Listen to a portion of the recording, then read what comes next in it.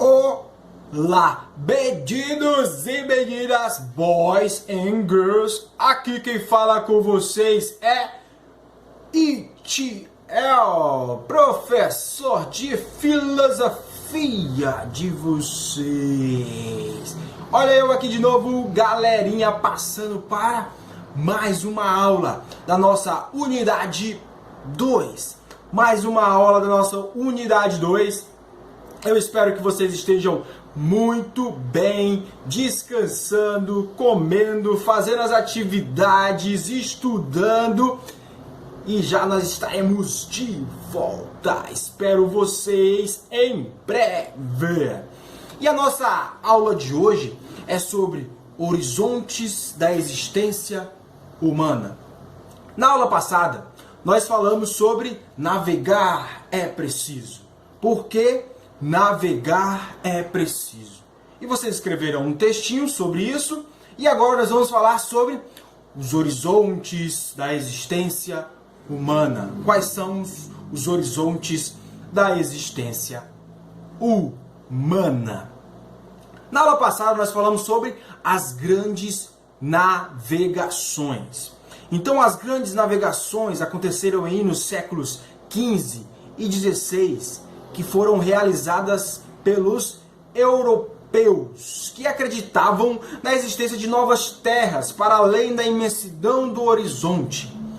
No entanto, nós podemos supor que, apesar do desejo aí de conhecer novos territórios, os navegantes também temiam o que pudessem encontrar na vastidão dos oceanos, o que eles encontrariam depois do horizonte, depois de atravessar os grandes mares, o que eles encontrariam.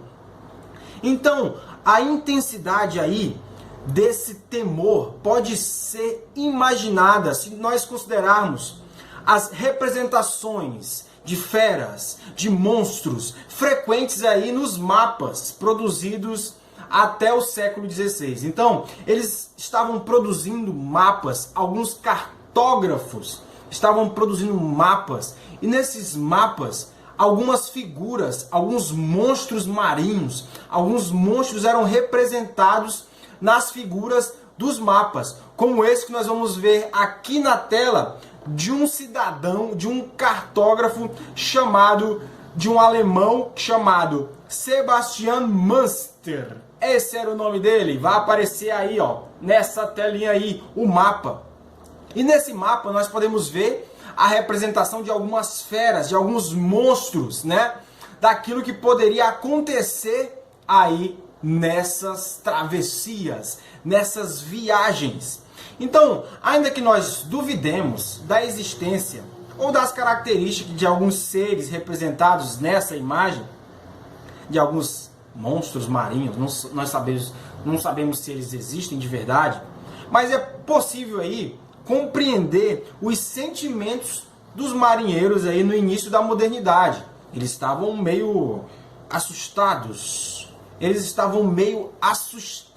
Aí com essa novidade de atravessar os mares para além do horizonte. Afinal, o que pode ser mais amedrontador que o desconhecido? O que pode haver além daquilo que nós conhecemos? O que pode haver além daquilo que nós conhecemos? O velho em novas roupagens? Será que é algo velho com novas roupas? Algo absolutamente novo? Ou algo que jamais poderíamos sequer imaginar? Então, essas eram as perguntas que eles tinham.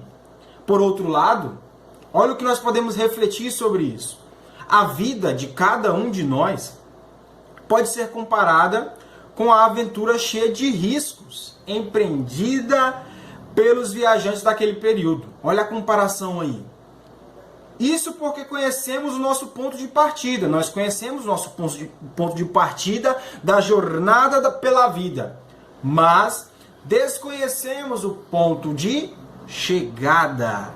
Assim como as rotas que seguiremos em nossa viagem. Quais são as rotas que nós seguiremos ao longo da nossa vida? E os percalços que nós enfrentaremos pelo caminho. Quais são os desafios que nós enfrentaremos pelo caminho, porque nós sabemos que em meio aos desafios, algo que é novo, sempre há uma certa inquietação. Será que eu vou dar conta? Será que, como que vai ser? Nós ficamos assim, nos perguntando como que vai ser. Então, quando nós olhamos para frente, deparamos a certa distância com a imagem da linha do horizonte. E muitas vezes nós não conseguimos ver o que está além dela, né? Além da linha do horizonte. Então fica a impressão aí que a linha do horizonte é que marca o fim de um percurso. A linha do horizonte parece que é o que marca o fim de um certo percurso. Então, a ideia de horizonte desperta aí muitas interpretações e reflexões, como nós podemos observar. E existiu aí um cara muito interessante na história da filosofia, que ele refletiu sobre os horizontes da existência humana. Estou falando de Martin Heidegger. É um alemão que viveu no século XX e ele refletiu sobre aqueles que ele considerava como os horizontes da existência humana. E o primeiro horizonte da existência humana que ele vai dizer que é o tempo, e o outro é o ser. O que ele vai falar sobre o horizonte do tempo? Ele vai dizer que nós somos finitos. Nós vivemos aí no máximo aí até uns 100, 120 anos, mas nós vivemos um certo tempo, e esse tempo é limitado. Então o que ele vai dizer? É limitado por quê? Pela morte. Então, tanto que se tornou comum a afirmação que diz que a morte é a única certeza da vida. O que ele queria destacar com isso? Que as demais coisas são incertas. Nós temos um tempo aí que é limitado, nós somos finitos. Hoje estamos vivos, mas daqui a alguns anos nós temos a certeza que nós não estaremos mais vivos. Então, a morte é certa, mas as outras coisas são incertas. E esse é o horizonte do tempo. Nós somos seres finitos. E o outro horizonte é o horizonte do ser, formado por infinitas possibilidades de realização. Tá certo? Olha o que ele diz sobre o horizonte do ser.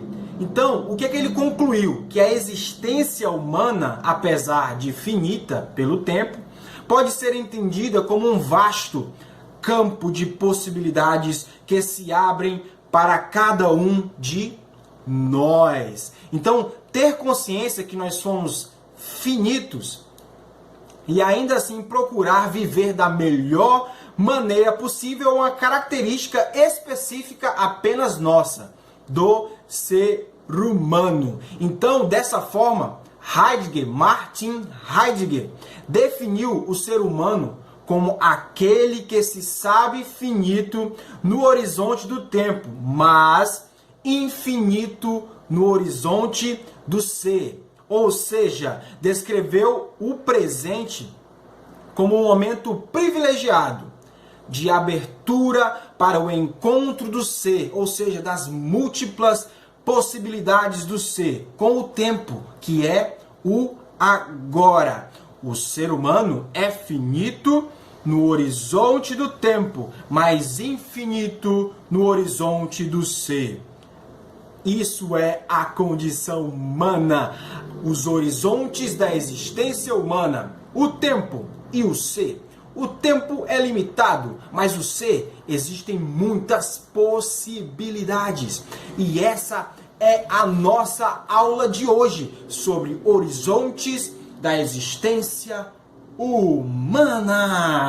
E aí, essa foi a nossa aula de hoje com o Etiel. Nos vemos na próxima. Até mais, galerinha. Valeu, falou, é nóis, valeu!